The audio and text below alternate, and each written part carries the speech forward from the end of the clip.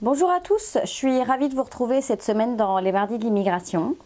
Alors aujourd'hui, j'aimerais discuter avec vous d'une question qui m'a été posée sur la chaîne YouTube du côté de Montréal.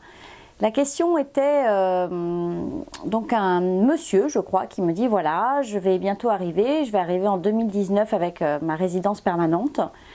Je suis musulman, pensez-vous que je vais avoir du mal à trouver du travail ?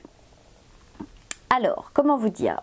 Au Québec, au Canada, il y a une certaine ouverture d'esprit, même une très grande ouverture d'esprit, un multiculturalisme comme nulle part ailleurs, je crois. Moi, j'ai quand même pas mal voyagé, j'ai rarement vu cette ouverture et ce multiculturalisme, un vivre ensemble très fort. Et en fait, on ne va pas ne pas vous donner du travail parce que vous êtes musulman, juif, catholique, orthodoxe, protestant. Ça ne rentre pas en ligne de compte. Ce qui va rentrer en ligne de compte dans le fait de vous donner un travail, ça va d'abord être l'emploi que vous allez aller chercher. Et puis, votre capacité à faire la tâche qui vous est demandée. Je m'explique. Ici au Québec, on ne va pas vous juger spécialement sur vos diplômes, même si, bien sûr, je ne vous dis pas que ça n'a aucune importance et qu'il ne faut pas en avoir. C'est pas là mes propos. Mais en tous les cas, on va surtout vous juger sur votre savoir-faire et sur ce que vous avez déjà fait. Donc pour trouver un emploi, ce qui est important, c'est que vous puissiez expliquer ce que vous avez fait, les résultats que vous avez obtenus, éventuellement essayer de citer un ou deux clients, même si pour eux ce sera le flou absolu parce que forcément les clients dont vous allez parler sont des entreprises qui sont dans votre pays et qui ne sont pas dans le leur, mais vous pouvez essayer de trouver un point de référence et de comparaison par rapport à une entreprise qui pourrait y avoir ici. Donc ça, c'est vraiment le plus important. Ensuite, il faut quand même savoir que si vous avez un poste de direction, de manager, un poste à un certain niveau, vous ne retrouverez pas forcément ce poste ici. Même si vous avez 40, 45 ans, 50 ans, il va souvent falloir repartir à zéro, repartir un peu en bas de l'échelle, donc avoir un peu d'humilité, de résilience, il faut l'accepter. Il faut l'accepter tout simplement parce qu'il vous faut cette première expérience québécoise qui est importante. Et c'est cette première expérience québécoise qui va vous ouvrir les portes par la suite. Cette première expérience québécoise, une fois que vous l'avez, et si vous prouvez en fait à votre employeur que vous avez bien les capacités et le savoir-faire dont vous avez parlé lors de l'entretien d'embauche, vous allez voir que vous allez très vite évoluer dans l'entreprise. Et donc, il n'y aura aucun problème. Donc, soyez rassurés, vous pouvez être musulman, juif, orthodoxe, catholique, protestant, hindou, quelle que soit votre religion, ce n'est pas là-dessus que l'on va vous juger. Ça, c'est vraiment important. Par contre, ce qui est essentiel dans votre intégration et dans votre recherche d'emploi, c'est de vous ouvrir à la culture d'entreprise du Québec et du Canada. Et ça, c'est ce qui fera votre réussite. Il faut pouvoir prouver que vous avez envie d'y arriver et que vous allez vous intégrer. La plus grande frayeur des employeurs lorsqu'ils vont recruter un immigrant, c'est sa capacité à s'intégrer et à comprendre la culture d'entreprise. C'est ça votre défi. Cette semaine, comme d'habitude, je reçois Valérie, qui a à nouveau de bons conseils à vous apporter concernant tout ce qui est immigration, visa, permis, etc. Et en deuxième partie d'émission, un petit changement. J'ai Fabrice qui nous a trouvé un invité qui s'appelle également Fabrice, donc nous aurons deux Fabrice aujourd'hui. Et en fait, on va vous parler de l'emprunt hypothécaire dans le cadre d'un achat. Imaginez que vous décidiez de venir ici au Québec, au Canada, mais plus particulièrement au Québec, à Montréal. Fabrice Ménager est là pour vous expliquer la façon dont fonctionne le prêt hypothécaire et vos capacités d'emprunt. Donc ça, c'est en deuxième partie d'émission, donc je vous propose vraiment de le suivre. Vous verrez en plus, on a changé de décor. Donc voilà. Allez, on se retrouve tout de suite après la pause avec Valérie. À tout de suite. Conseil de pro vous est présenté par Valérie Flatt, consultante réglementée en immigration canadienne. Bonjour Valérie. Bonjour Géraldine. Bon, alors tu nous l'as annoncé la semaine dernière, cette semaine. On va parler du jeune pro. Jeune pro. Alors, qu'est-ce que c'est qu'un jeune pro? Parce que finalement, ils sont pas si jeunes que ça, hein, les jeunes pros. Non, les jeunes pros, il y en a. Oui, faut arrêter avec cette histoire de jeunes là. On est tous jeunes. C'est ça. Donc, les jeunes pros, on vous rappelle quand même qu'il y a il y a le programme de l'expérience EIC, International Canada, il y a un accord avec 37 pays même maintenant, je pense, qui permet en fait aux jeunes d'aller acquérir une expérience de travail et de vacances dans d'autres pays. Voilà, donc il y a des échanges entre pas mal de pays européens et le Canada, entre autres. Et ces échanges, il y a 3 sous-programmes. Donc il y a le travail-vacances, PVT. Le PVT, le programme des vacances-travail, tourisme et tout ce qu'on veut là. Et puis il y a le stage coop, quand on est stagiaire et qu'on a trouvé un stage, et le jeune pro. Alors vous les Français, vous avez la chance que vous avez les 3 programmes. Donc ça puis en plus c'est valide 2 ans. Jusqu'à 2 ans d'expérience au Canada. Donc là, vous avez, comme on en parlait la semaine dernière, le temps de faire le programme de l'expérience québécoise parce que vous aurez acquis rapidement vos 12 mois d'expérience de travail. Il faut avoir suivi l'émission de la semaine dernière pour comprendre ce qu'on vient de dire, mais allez réécouter. Hein. Oui, ça va être un must. C'est un prérequis. C'est ça. C'est un prérequis pour écouter cette émission. C'est ça. Donc, le jeune pro, en fait, vous êtes jeune quand même. Vous êtes beau et jeune et vous avez moins de 36 ans, donc avant votre 36e anniversaire. 36 ans, beau et jeune, jusqu'à 36 ans les gars. Voilà, après ça commence à se dégrader. Non, reste jeune. Et donc du coup, jusqu'à la veille de votre 36e anniversaire, vous pouvez encore faire la demande. Donc n'hésitez pas, tout n'est pas perdu, j'en ai un et c'était genre un mois avant, hop, il l'a eu. C'est génial. C'est bien, ça c'est bien. Et puis en général, à 35 ans, 36 ans, on est d'accord qu'on a une famille, enfin pas tous, mais ça peut arriver qu'on ait une famille et des enfants. Oui, puis ils ont déjà une belle expérience de travail, donc ils trouvent généralement un bon job.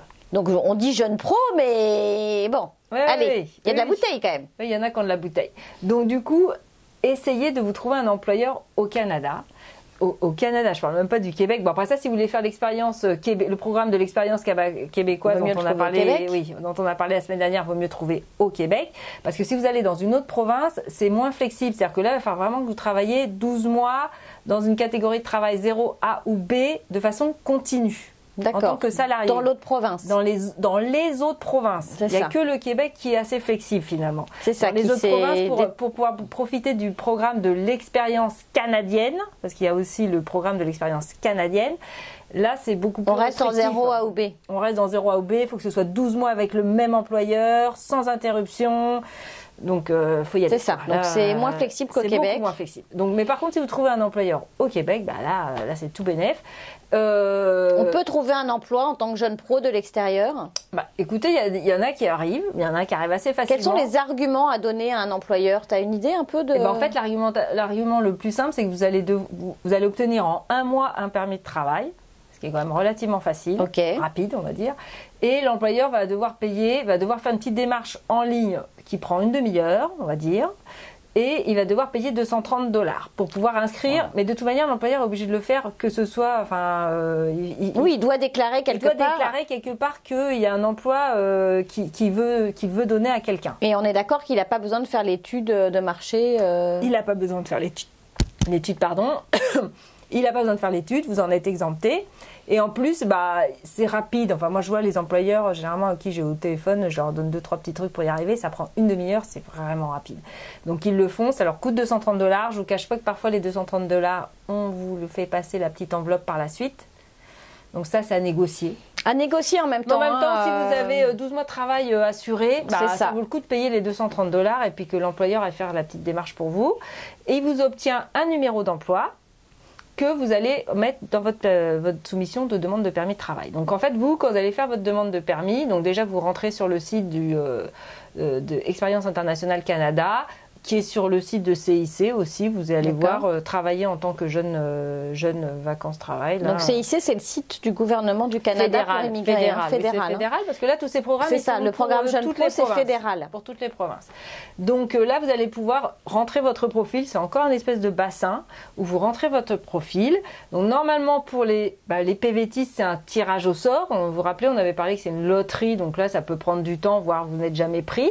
Par contre, les jeunes pros, vous êtes dans le même bassin, mais vous avez indiqué que vous aviez un employeur qui vous attendait. Et vous avez même votre numéro d'emploi. C'est génial. Et du coup, le système, il vous sort automatiquement et du ça bassin. va très vite. Que sous 24 heures, vous recevez la petite lettre d'invitation. Et au bout d'un mois, c'est bon, vous avez votre job. Voilà, vous êtes prêt à partir. C'est-à-dire qu'à partir du moment où vous avez mis en place la relation avec l'employeur, vous avez signé un contrat et puis l'employeur a fait la démarche. Ça marche pour des gens qui sont déjà ici aussi qui ont fait un stage, par exemple. Ils peuvent passer en jeune pro. Alors oui, il y a 2 tremplins possibles. C'est juste pour ceux qui ont fait stage coop et jeune pro, ils peuvent repivoter sur autre chose. Par contre, ceux qui ont fait le PVT, malheureusement, c'est fini. Oui, c'est ça. Eux, ils peuvent pas renouveler, passer en jeune faire pro, autre chose. Ils peuvent pas faire autre chose. Donc, mais je suis en vacances ici, je trouve un employeur, j'arrive à lui vendre le fait que oui, on a dit la semaine dernière qu'il fallait surtout pas faire ça, il y a 15 jours. Mais si vous pouvez venir en voyage de prospection pour essayer de trouver un employeur qui va bien vouloir faire les démarches pour vous. Et puis un mois après, quelque part. Et puis vous repartez en France, vous attendez, puis un mois après, vous avez votre permis. Ah, ça, mais le jeune pro, c'est vrai que c'est génial. Ah non, mais ça, il y en a plein des gens qui veulent arriver entre 18 et 36 ans, moins un jour, c'est ça. Ouais. Et puis c'est pas grave si vous avez vos 36, vous fêtez votre 36e anniversaire pendant le processus. L'important, c'est d'avoir été pris avant votre 36e anniversaire. D'avoir son numéro donné par l'employeur. Et avoir été pris dans le bassin du programme EIC avant votre 36e anniversaire. Une fois qu'on vous a envoyé votre lettre d'invitation, vous êtes tranquille. Même si vous avez vos 36 ans passé, c'est bon. Passé. Donc faites-le, parce qu'il y a vraiment des employeurs qui recherchent des gens qui ont déjà de la bouteille, comme tu disais, qui ont de l'expérience. Le tout, c'est que peut-être, oui, effectivement, il va falloir faire un petit voyage de prospection, venir rencontrer les employeurs sur place pour venir les motiver aussi, leur vendre un petit peu le programme, leur expliquer comment ça marche. Et puis après ça, vous êtes là quand même jusqu'à 2 ans. Donc l'employeur, ça peut être intéressant pour lui de se dire, je le prends, je le forme. C'est un visa fermé. C'est un visa fermé, le jeune pro. Et puis par contre, après ça, ça vous enclenche. Déjà, votre épouse, si c'est un travail 0A ou B, votre conjoint ou conjointe peut obtenir un permis de travail ouvert. Ça, c'est génial. Et sachant que le premier des deux qui obtient 12 mois d'expérience de travail enclenche tout de suite la résidence permanente.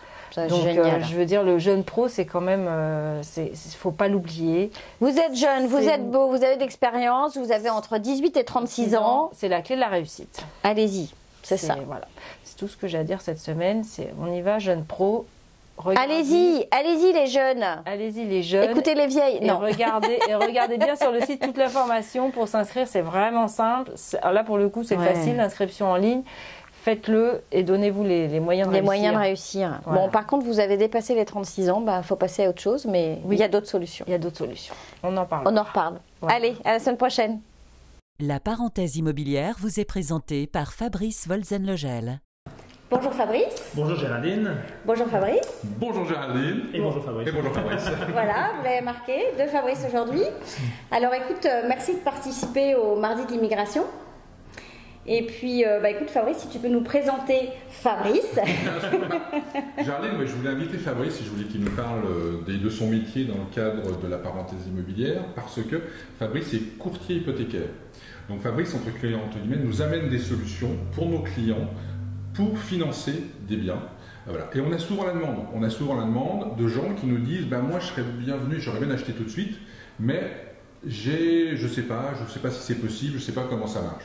Donc on le répète, il est toujours préférable de louer la première année, il est toujours préférable de s'inscrire dans une location, mais Fabrice va nous parler de ce qui est possible ou pas et dans quelles conditions on peut le faire pour financer un bien immobilier. Super. Alors, j'ai quand même une petite question avant qu'on attaque sur les prêts hypothécaires. Toi, tu as également immigré de France. Oui. Ça fait combien de temps que tu es là? Avant toute chose, merci Géraldine, merci Fabrice. Ça fait déjà 15 ans que j'ai immigré, c'était en 2003. D'accord. Donc, je suis passé par toutes les étapes depuis la France, toutes les étapes comme nos auditeurs. à savoir le certificat de sélection, l'immigration ici, certains c'est le permis de travail, d'autres c'est ensuite passer avec la résidence permanente, l'acquisition d'un bien, etc. Donc toutes les étapes, je les ai à peu près vues. D'accord, donc tu t'y connais plutôt bien, tu es plutôt calé. Et est-ce que tu pourrais nous expliquer, avant que Fabrice te pose quelques questions, qu'est-ce qu'est un courtier hypothécaire? À quoi tu sers, entre guillemets? Je m'amuse souvent à dire que le courtier hypothécaire, c'est quelqu'un qui réalise les rêves des gens. Il sert à démystifier un petit peu le milieu de la finance immobilière, qui est assez compliqué. C'est vraiment du financement immobilier en lien avec des prêteurs institutionnels, des grandes banques, mais également des prêteurs non conventionnels qui vont aller là où les banques traditionnelles ne vont pas. C'est ça un courtier hypothécaire. Au Québec, au Canada, le courtier ne facture pas ou n'est pas supposé facturer pour son temps, pour son service. Il est rémunéré par les banques. D'accord, bon ben voilà. C'est encore un autre service. C'est ça. Parce qu'on parle souvent des services gratuits du courtier immobilier. Le courtier hypothécaire, c'est pareil, c'est un service qui est gratuit. Gratuit. Profitez-en. Alors, vas-y Fabrice, je crois que tu as quelques questions. Oui, c'est-à-dire que ce qu'on voulait faire, c'était avoir des cas très précis. Parce que chacun, on a dans les nouveaux arrivants plein de cas différents. Et on voulait être sur des cas très précis qui sont, on va dire, la grande masse de ce à quoi on est confronté dans le quotidien, voir quelle est la réponse d'un courtier hypothécaire et voir ce qu'il pouvait proposer. Alors, le cas le plus classique au jour d'aujourd'hui, c'est une famille, des nouveaux arrivants, qui viennent avec une résidence permanente et qui n'ont pas de job, ni de credit score, de façon... Donc, qu'est-ce qu'eux peuvent faire s'ils veulent acheter? Est-ce qu'une banque va les suivre? D'accord. Credit score. Qu'est-ce que le credit score? On va déjà parler du credit score, que les gens comprennent après. Effectivement, le credit score ou le pointage de crédit, en fait, c'est quelque chose qui est décerné par Equifax. Equifax, c'est un organisme nord-américain qui est présent aux États-Unis, me semble au Mexique, je ne suis pas sûr, et au Canada. C'est très pratique pour les établissements de crédit parce que ça va permettre de savoir quelles sont vos habitudes, comment vous payez vos créanciers. Donc il y a un certain nombre de bons usages à connaître et c'est ce qui va vous donner une note qui va de 350 à 960, la moyenne au Canada étant de 680. Alors idéalement on essaie d'avoir du 700, 750, parfois 800. C'est votre empreinte digitale du crédit, c'est vraiment important. Donc là un bon conseiller, un bon courtier va vous donner tous les trucs pour bien façonner votre bureau de crédit et être certain d'être éligible à tous les emprunts, que ce soit dans le domaine de l'immobilier ou que ce soit pour un prêt automobile ou un prêt à la consommation. Le bureau de crédit, lui, est étudié de près. D'accord, donc, vas-y, je peux répondre. Nouveaux arrivants, résidence permanente, sans job et avec pas de credit score, du moins actif. D'accord. C'est sûr que le nouvel arrivant, qui est donc résident permanent, il a obtenu tous ses sésames, tous ses statuts pour pouvoir vivre ici au Québec, à part celui de pouvoir voter. S'il n'a pas de travail, s'il n'a pas de bureau de crédit, il va être considéré un petit peu comme un investisseur étranger. On va lui demander de mettre 35% de mise de fonds. C'est le delta de sécurité du créancier. Lui, il ne sait pas comment vous allez gagner. 50 000 $ par année, 100 000 $, 150 000 à deux. Alors lui, il dit, bon, si vous mettez 35% de mise de fonds, si vous avez un petit peu d'actifs, là il va être enclin à vous prêter. Puis attention, c'est pas toutes les banques, ça prend un peu de négociation. 35% c'est effectivement le minimum, mais d'autres banques vont vous demander 50% de mise de fonds pour cette catégorie de personnes sans emploi, sans bureau de crédit. D'accord. Et même cas de figure, si la personne a un emploi, enfin si l'un des deux ou les deux ont un emploi, c'est-à-dire qu'ils n'ont pas forcément déjà commencé, mais ils ont un contrat de travail avec un salaire annoncé, chose claire, est-ce que ça change la donne? Est-ce que ça change la visibilité? D'accord. Énormément. La SCHL, la Société canadienne d'hypothèque et de logement, est là pour garantir l'accès au plus grand nombre d'accès à la propriété et puis un petit peu à forcer les banques à prêter de l'argent. Alors là-dessus, le nouvel arrivant est très bien traité. S'il a effectivement un poste permanent, c'est-à-dire qu'il n'a plus de période de probation, de période d'essai, après 3 mois, sous toute réserve, avec 5 à 10% de mise de fonds, si le dossier est bon, on devrait pouvoir lui prêter. Après 12 mois d'emploi, il est dans les meubles, il n'y a pas de problème, mais par contre, s'il n'a pas commencé à travailler mais qu'il a son document, il vaut mieux quand même qu'il ait au moins travaillé pendant 3 mois. Oui, il faut qu'il ait travaillé pendant 3 mois, il ne faut plus qu'il y ait de période de probation. La banque veut juste être sûre, il a l'air d'être bien parti, il est à l'emploi, il gagne 40 000, 80 000 par année, c'est bon, il est parti. D'accord, donc il ne peut pas arriver une semaine après, acheter sa maison, là il faudra qu'il mette 35 à 50% d'apport. C'est ça. D'accord. Cette personne-là, ça va être un petit peu compliqué. Il va falloir effectivement qu'il mette une plus grosse mise de fonds. Donc ça vaut le coup d'attendre entre guillemets 2-3 mois et C'est ça. justement, comme on l'a dit souvent, aller en location quelques mois et ensuite vous aurez des bien meilleurs, dans ce cas-là en tout cas, conditions de financement. Ou alors est-ce qu'il peut renégocier son financement au bout de 3, 4, 5, 6 mois ou ça se fait pas trop? C'est une excellente question, Géraldine. Il y a quelques personnes qui ont la chance d'arriver de l'étranger avec beaucoup de moyens, qui techniquement sont capables même de la payer comptant leur maison. Mais par contre, ça les ennuie. Mettons qu'ils ont 300 000 euros, ils peuvent s'acheter une maison ici. J'ai déjà vu des scénarios, on l'a fait plusieurs fois, où les gens l'ont payé comptant, leur acquisition. Et le temps de se trouver un emploi, etc. Et 6 mois plus tard, 1 an plus tard, on les refinance très facilement, on retire l'équité, on leur redonne leur argent, puis après ça ils partent sur d'autres projets. Mais ça c'est quelque chose qui peut se faire pour les gens les plus fortunés ou c'est aisés ça. du monde. Voilà. D'accord, ok. Donc bon, sur la RP, c'est relativement clair, on voit donc où on peut aller et comment C'est on ça. peut aller. Qu'advient-il de nouveaux arrivants qui viennent en PVT? Est-ce que en PVT, souvent les gens viennent en se disant j'attaque PVT, puis après je vais rester, je vais me développer ici. Est-ce qu'ils auraient la capacité de faire appel aux banques pour se financer? Le PVT, ça va être la catégorie la plus difficile parce que c'est un permis qui est très restreint. Il est obligé de rester avec son employeur. Si jamais l'employeur décide que ça ne marche pas avec cet employé-là, il n'a pas le choix, il faut qu'il reparte au pays.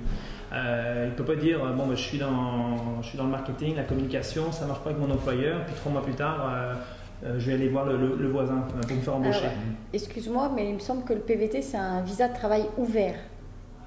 Le permis, on parle bien du permis Vacances, tourisme. Donc ils peuvent travailler où ils veulent, mais Ah oui, non. Lorsqu'ils ont leur permis, ils peuvent aller où ils veulent. c'est Mais ça. lorsqu'ensuite, communication ABC dit c'est bon, je vous embauche à Montréal. C'est communication Ah oui, ABC qui va mettre son sceau sur ce visa-là. Et il n'a pas le choix. La personne D'accord. qui vient ici doit travailler pour communication ABC. pendant 2 ans. Si ça ne se passe pas mal au bout de 3 mois, il n'y a pas de plan B. Plan B, ça n'a pas marché, vous êtes invité à repartir. À moins qu'il y ait un élément d'immigration, de loi que je ne connais pas au moment où on se parle, mais c'était l'impression que j'avais. Peut-être à vérifier, mais c'est vraiment la façon dont les banques semblent réagir travailler par rapport au permis de vacances. Au risque que ça représente. Permis de vacances et puis permis de travail fermé aussi, alors peut-être aussi. Quand tu as un permis de travail fermé et que tu dois travailler que pour une société, pour une durée déterminée de 1 an ou 2 ans, c'est le même cas? Alors, je supposerais, et ça mériterait un appel à l'assureur, la SCHL General sur Canada Guarantee, et puis nos prêteurs, de vérifier. Et je crois aussi que pour le permis fermé, ça serait la même logique. C'est ça. Là où il n'y a pas de problème, c'est quelqu'un qui va avoir un permis de travail pour 2 ans, renouvelable 2 ans. Il arrive ici en notant qu'il trouve un emploi et puis qu'il rentre dans ce fameux 3 mois de période d'essai.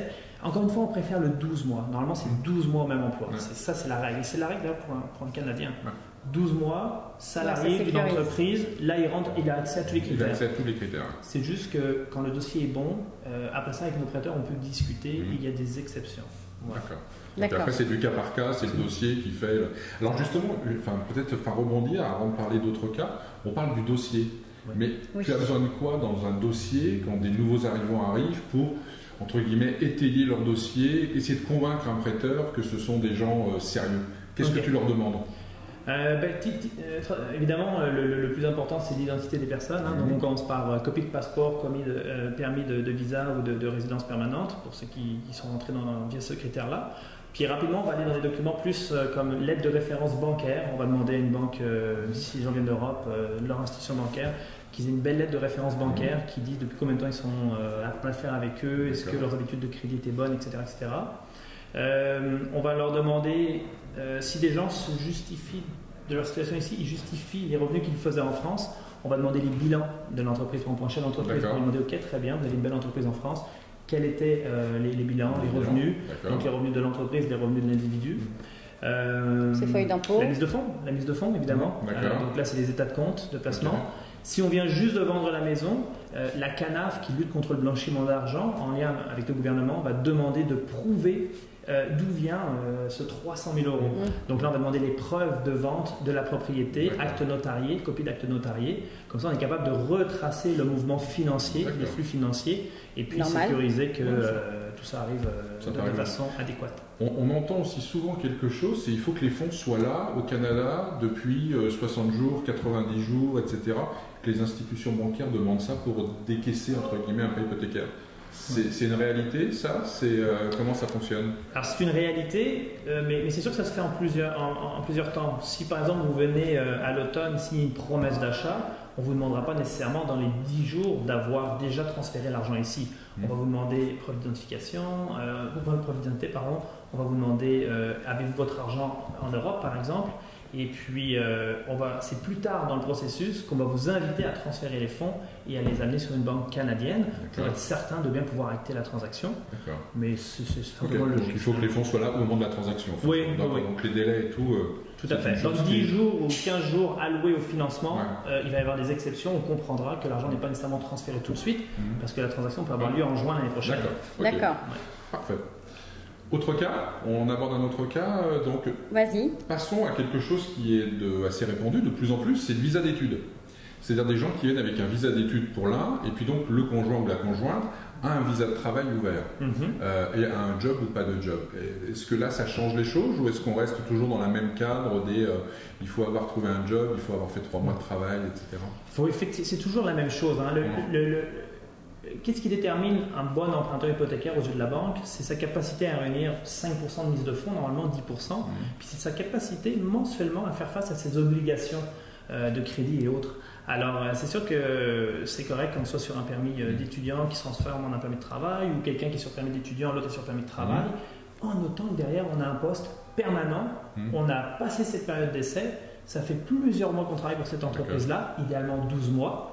Puis là, peu importe, on a beau avoir 23 ans, 22 ans, ça nous donne, on a le droit d'acheter un bien, mais on veut une permanence d'emploi. Sinon, ce sera de toute façon à nouveau les 35 ou les 50% d'apport. Sinon, il sera considéré comme un investisseur étranger à ce stade-ci, ou quelqu'un qui n'a pas la capacité à se justifier de son emploi, et dans ce cas-là, effectivement, on aura 35% minimum.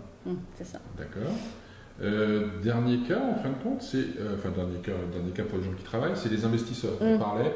Parce qu'on en a aussi pas mal, des gens qui viennent, comme tu le disais, qui avaient une belle boîte en France, une belle société en France, qui l'ont revendue, ils ont du cash, ils veulent au jour d'aujourd'hui ici venir, mais ils ont un projet professionnel, mais qui n'est pas encore forcément. Donc ils ont un visa d'investisseur, ils ont un projet professionnel, ils ont du cash. Comment la banque les reçoit? Comment elle les perçoit? Ils vont être bien perçus. Même s'ils n'ont pas de projet précis, c'est-à-dire que même s'ils sont, ils arrivent...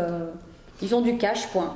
Oui, mais c'est paradoxal, mais les banques vont traiter à peu près de la même façon un petit jeune qui a 24 ans et puis qui a des revenus modestes que le chef d'entreprise émérite qui a éventuellement 1 million, 2 millions, 3 millions de petites fortunes personnelles. Ils vont être traités à la même enseigne. Donc tant qu'il ne peut pas justifier qu'il peut payer tous les mois son hypothèque, même s'il a beaucoup d'argent en parallèle, la banque va être inconfortable. Donc on revient au principe du 35% de mise de fonds, la catégorie investisseur étranger, nouvel arrivant sans emploi, et il passe par ce processus de mettre 35% minimum. D'accord. Et si l'investisseur a créé une filiale de son entreprise française, étrangère ici, est-ce que c'est pareil, ou là la donne est différente parce que quelque part il a créé une filiale, donc il va, même s'il n'a pas encore eu une première année complète de bilan, est-ce que la banque va quand même... Si la filiale existe déjà, c'est beaucoup plus facile parce qu'il peut être embauché de sa propre filiale. C'est ça. Et il y a une histoire de cette filiale. Là, ça va être beaucoup plus facile. Rapidement, il va rentrer dans les meubles, puis 5%, 10% de mise de fonds pour pouvoir faire l'acquisition d'un bien. Par contre, si lui est propriétaire de son entreprise, il arrive avec son concept, il part de zéro. Malheureusement, il est considéré comme un nouveau travailleur autonome, un nouvel entrepreneur.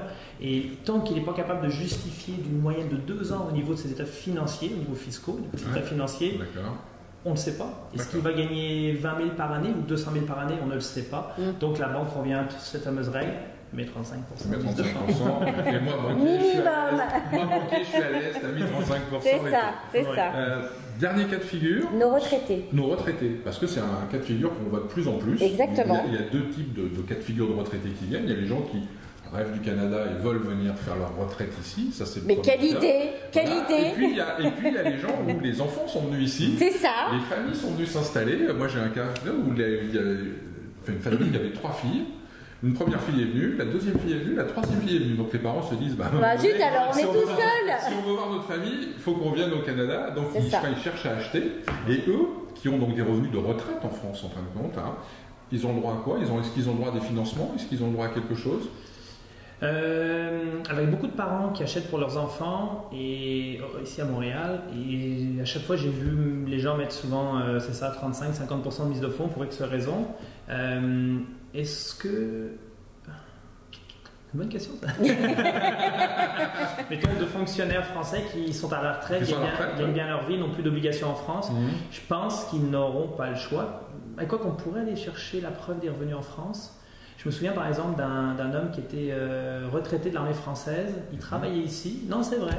Il travaillait ici et j'avais pris ses revenus de l'armée française. D'accord. Et il avait des tout petits revenus de moniteur auto-école ici.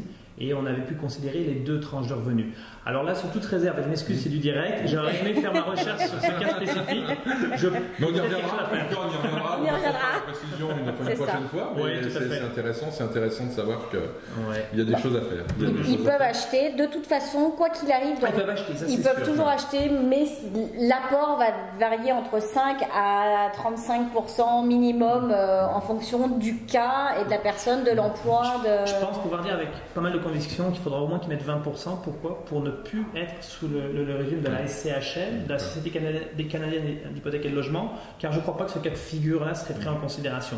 Par contre, une banque qui voit la qualité d'un dossier comme celui-ci, il pourrait peut-être y avoir une dérogation prise pour dire ok, on va peut-être financer à 80% de financement parce qu'il y a de bons revenus de la fonction publique française ou garantie à la retraite, c'est des revenus garantis qui ne peuvent pas être remis en cause, donc il y a peut-être une bonne perception. Espérons. Voilà, tu es là, tu es le chef d'orchestre de tout ça de toute façon, donc vous l'avez bien compris. Vous avez l'agent immobilier Fabrice et le courtier hypothécaire Fabrice. C'est pas compliqué. Fabrice et Fabrice. Voilà. On s'appelle pas du tout, par exemple. Bon, très bien. Est-ce que, je sais pas, tu as d'autres choses un peu à nous ajouter, à nous expliquer qui pourraient être importantes? Tu sembles... Non, mais simplement que c'est un magnifique projet. C'est important, la qualification hypothécaire, c'est le terme qu'on lui donne ici, la préqualification. C'est vrai que c'est un processus qui est très important parce que sinon, on ne sait pas vraiment comment vont s'articuler les différentes étapes d'un achat immobilier. Donc, rencontrez un courtier hypothécaire ou si vous avez déjà des contacts avec une banque, mais vous devez rencontrer un professionnel. Faites-vous préqualifier, ça va vous déterminer votre capacité d'emprunt. Est-ce qu'on peut acheter pour 400 000, 800 000, 1,2 million? Vous allez avoir également toutes les étapes reliées au processus d'achat.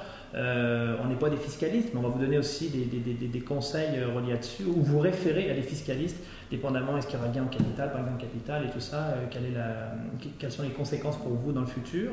Et puis c'est ça, c'est de savoir, il y a une multitude de produits. Est-ce qu'on prend un produit fixe, est-ce qu'on prend un produit variable, est-ce qu'on prend un produit combo, est-ce qu'on prend avec une marge de crédit hypothécaire. C'est complexe, la finance immobilière, donc c'est important d'être bien qualifié, d'avoir une belle rencontre. Ça peut se faire à distance pour les gens qui ont un projet, qui ont besoin d'être aidés. Ça peut se faire à distance par Skype où on prend un rendez-vous et puis on va essayer d'éclairer les gens qui veulent plus d'informations. C'est ça, et on est d'accord que d'une institution à une autre, les réactions ne vont pas forcément être toujours les mêmes. C'est-à-dire que toi, parce que c'est vrai que tu dis vous pouvez passer directement par la banque, mais l'intérêt peut-être de passer par une personne comme toi, outre le fait que ce soit gratuit, c'est peut-être aussi intéressant parce que tu es multicarte entre guillemets, tu peux interroger plusieurs, et donc c'est peut-être plus facile. J'essaie pas de te survendre, ni que tu te survendes, mais voilà, c'est vrai que je pense que ce côté multicarte a peut-être un intérêt quand même. C'est vrai, Géraldine, merci. L'avantage du courtier hypothécaire, c'est que si avec telle institution c'est compliqué, les exigences sont pas normales, sont trop exagérées, et on va aller avec le prêteur B ou le prêteur C. Puis on va également, il y a une chose, on en a parlé au début, c'est le bureau de crédit. C'est très très important, ça c'est votre ADN. On ne veut surtout pas faire des vérifications sur votre bureau de crédit au mois d'octobre, puis on recommence au mois de novembre, puis on renvoie le dossier dans une autre banque, on recommence au mois de décembre. Nous on sort une seule fois votre bureau de crédit. Et puis même si on l'envoie chez 3-4 prêteurs, prêteur A, B, C, ça ne marche pas, on l'envoie au D, mais vous n'aurez aucune tâche à votre bureau de crédit.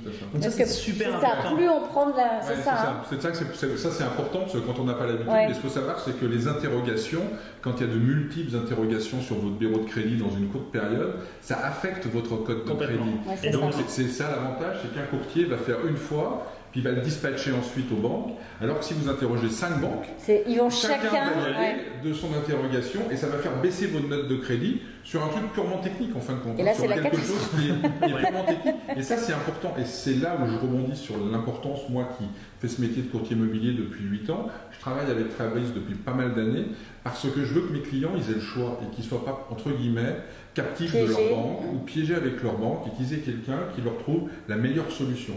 Une banque peut des fois avoir le réflexe de dire on leur a donné une carte de crédit, on leur a ouvert un compte pour l'hypothèque, ils vont être obligés de passer par nous. L'avantage de Fabrice, c'est qu'il va vous amener tout un panel de solutions. Et puis, je rebondis sur la première chose qu'il avait dit aussi, c'est la préqualification hypothécaire. Dans mon métier, quand on va faire une offre d'achat pour un bien que vous aurez trouvé et qui vous plaît, le fait qu'on ait une préqualification sérieuse qui dise que vous avez les moyens d'acheter ce bien, ça fait une grande différence. Et ça nous donne un atout compétitif par rapport aux autres pour dire, regardez, moi, mon client, il a fait ses devoirs, il est allé voir un courtier hypothécaire qui lui a dit qu'il pouvait dépenser 500 000 $ pour cette maison, donc il n'y aura pas de problème au financement. Voilà. Donc ça aide pour l'offre. Ça aide véritablement et je trouve que c'est très important de le faire. Oui, je suis bien d'accord. Alors, est-ce que, avant de nous quitter, toi qui es là depuis 15 ans, 15 hivers, tu aurais quelques conseils, je sais pas, imaginons 2 conseils qui te semblent importants pour des personnes qui sont là, qui viennent d'arriver, mais ou plutôt qui sont en cours de réflexion. Est-ce que tu as 2 conseils importants pour bien vivre au Québec? Oui, acheter des bons pneus neige. Important. Est-ce que c'est une question reliée simplement à l'hypothèque ou d'une façon générale? Non, d'une façon générale, un conseil de vie, je dirais. Ah oui, j'en ai quelques-uns peut-être. Très humblement, ce que je Moi, tu m'en avais donné un très bon. Ah oui, c'est lequel? Je ne l'ai plus en tête, mais je sais qu'il m'a servi, je t'en avais parlé, je sais qu'il m'a servi, mais je me rappelle plus, mais je sais que je l'utilise. Sur le comportement. J'allais y venir. Moi, j'en ai un à l'esprit, je ne sais pas si c'est celui que je t'avais dit il y a 3 ans, mais le peuple québécois, c'est un peuple qui est très chaleureux, très accueillant, on peut dire qu'il est très simple, très gentil. Alors, c'est sûr que j'inviterais les gens qui vont vivre ici à se comporter à peu près de la même façon, c'est d'être humble, peu importe votre niveau de succès, et puis d'être très accessible. Et les Québécois vont vous le rendre, les Québécois vont vous faire confiance, les Québécois vont vouloir faire affaire avec vous, etc. Donc, c'est la simplicité, ça serait un conseil. Après ça, si on revient légèrement plus vers l'immobilier, je vous dirais peut-être d'être prudent dans le sens que je veux dire, le marché ici est très très porteur, très très bon. Vous ne ferez pas de grosses erreurs en investissant, mais prenez votre temps. Vous n'êtes pas pressé. Il y a une croissance régulière depuis plusieurs années de 3 à 6% sur le Grand Montréal. C'est pas pour s'inverser. Donc moi, je vous inviterai à temporiser un petit peu l'ardeur à vouloir être propriétaire pour faire des bons choix géographiques, des bons choix pour le secteur avec les écoles, avec vos enfants et tout ça. Et puis peut-être ensuite, vous allez vous dire, tiens, c'est peut-être pas dans ce coin-là qu'on veut vivre, c'est sur la rive sud, sur la rive nord, c'est dans les Laurentides. Donc prenez juste votre temps. Et puis pour le reste, ça va super bien aller. J'ai aucun doute que ça va super bien aller. C'est ça. Eh bien, merci. Merci beaucoup Géraldine, merci Fabrice. Merci Fabrice, merci Géraldine. Merci Fabrice. Voilà, et puis n'oubliez pas, si vous avez des questions particulières sur que l'émission, ce soit pour Fabrice ou Fabrice, et on lui fera passer si c'est vraiment des choses très pointues, etc. N'oubliez pas donc de nous envoyer des courriels sur notre email. La parenthèse immobilière à commercial gmail.com. Voilà. Super. Merci beaucoup. À la semaine prochaine. À la semaine prochaine. Au revoir. Au revoir.